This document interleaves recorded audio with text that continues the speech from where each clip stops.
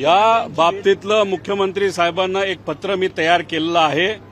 आज दिवसभरात त्यांचा वेळ घेऊन ते पत्र व त्याच्याच बरोबर डिटेल रिपोर्ट पुराव्यासकट हे मुख्यमंत्री साहेबांना त्या ठिकाणी मी देईल।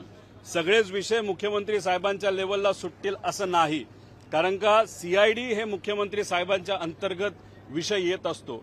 सीआयडीला महाराष्ट्रामध्ये तपास करता येतो, परवानगी तो इतर ठिकाणी सुद्धा करू शकतो, पण त्यांना एअरपोर्ट अथॉरिटीची परवानगी लागते, बऱ्याच काही गोष्टी लागतात। सीबीआयकडनं तपास केला जाईल असं ते सांगतात, पण सीबीआयच्या बाबतीत तपासला परवानगी देणारे जे होम मिनिस्टर साहेब अमित शहाजी आहेत त्यांना ऑलरेडी हे रिपोर्ट आम्ही पाठवलेले आहेत। तिथं असणारे सिव्हिल एव्हिएशन मंत्रालय यांना आम्ही रिपोर्ट तिथं पाठवलेले आहेत।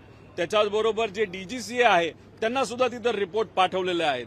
पण महाराष्ट्रातले अनेक सत्तेतले काही मंत्री सांगत आहेत की प्रेझेंटेशन घेण्यापेक्षा मुख्यमंत्री साहेबांना तुम्ही रिपोर्ट द्या, तर हे रिपोर्ट आधीही मी देणार होतो आणि आताही त्या ठिकाणी आज अधिवेशनाला आलोच आहे, पहिला दिवस आहे, तर हे रिपोर्ट सर्व हे मुख्यमंत्री साहेबांना देतील। पण मी एक गोष्ट सर्वांना सांगतोय आणि सरकारमधल्या लोकांना सांगतोय, जी माहिती आतापर्यंत दिली ती कदाचित फक्त 20 ते 30% आहे, 70% माहिती आम्ही मागे ठेवलेली आहे।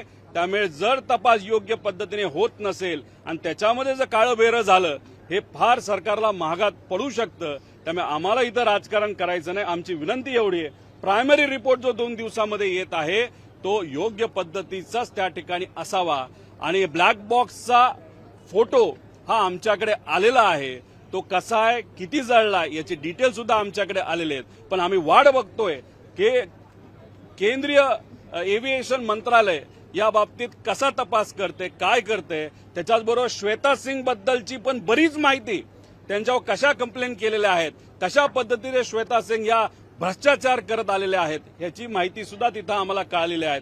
त्यामुळे या लोकांना बाजूला ठेवून इन्व्हेस्टिगेशन करणं हे जास्त महत्वाचं आहे, कारण का पारदर्शक इन्व्हेस्टिगेशनमुळेच कुठेतरी दादांना त्या ठिकाणी न्याय मिळू शकतो, असं आमच्या सगळ्यांची भूमिका आहे।